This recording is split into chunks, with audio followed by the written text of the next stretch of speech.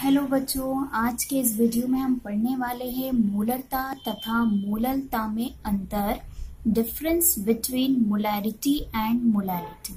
बच्चों, ज्यादातर बच्चे इस टॉपिक में कंफ्यूज होते हैं कि मोलरता और मोललता लगभग काफी कुछ वो प्रॉब्लम आती है उन लोगों को। तो इस टॉपिक को बहुत ध्यान से देखेंगे और एग्जाम में भी ये डिफरेंस पूछा जा सकता है।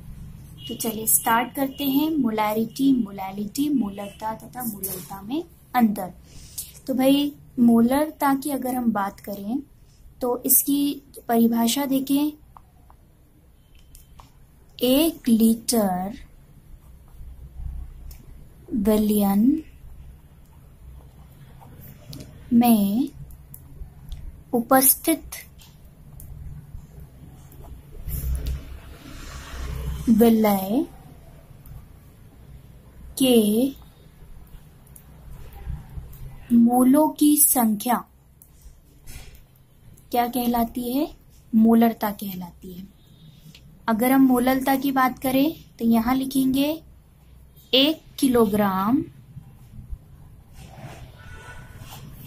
विलायक में उपस्थित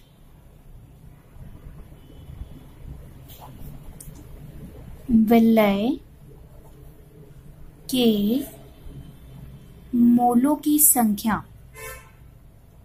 क्या कहलाती है? मोललता कहलाती है।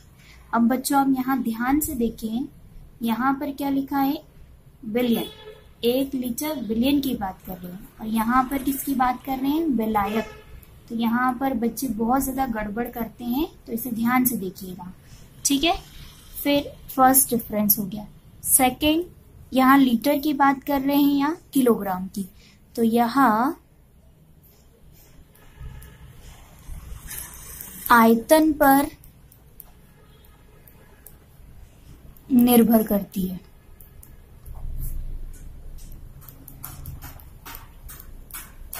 यहाँ अगर हम बात करें तो यह द्रव्यमान, किलोग्राम किस में आता है? द्रव्यमान।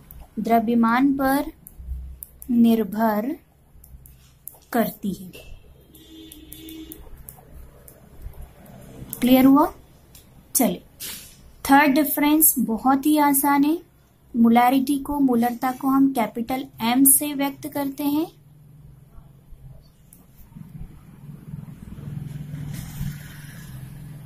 और यहां अगर हम बात करें तो इसे स्मॉल m से व्यक्त करते हैं। इकाई की बात करें तो यहाँ क्या लिखेंगे हम? मोल्स पर लीटर, है ना। और यहाँ अगर हम बात करें तो क्या लिखते हैं? Moles per kilogram. एक बहुत ज्यादा इंपॉर्टेंट पॉइंट जो आपने अभी नहीं सुना, इसका मान ताप के साथ परिवर्तित होता है। किसका मान? मोलरता का मान ताप के साथ परिवर्तित होता है। यहां अगर हम बात करें, इसका मान ताप पर निर्भर नहीं होता है।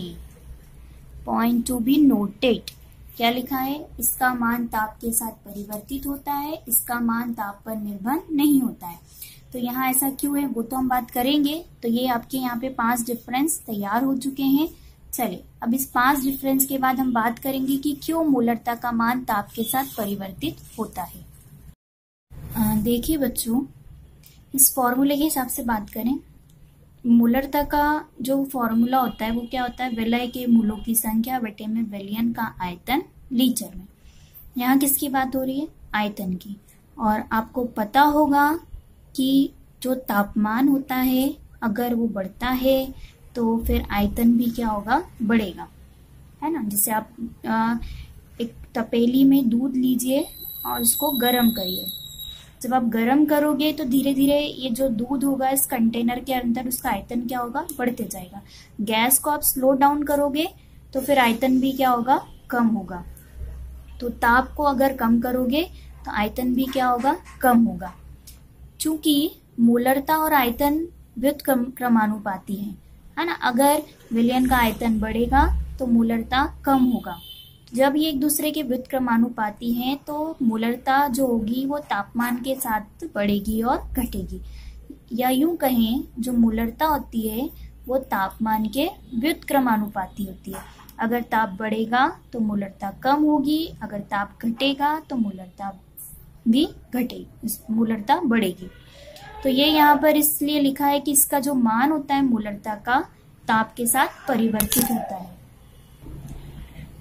लेकिन अगर हम बात करें मोललता की तो यहाँ क्या लिखेंगे, विलय के मोलों की संख्या विलायक का द्रव्यमान किलोग्राम में, क्योंकि यहाँ पे द्रव्यमान की बात की गई है और द्रव्यमान कभी भी ताप के साथ बदलता नहीं है। किसी भी चीज का द्रव्यमान उतना ही रहता है जितना ओरिजिनल होता है, ठीक है।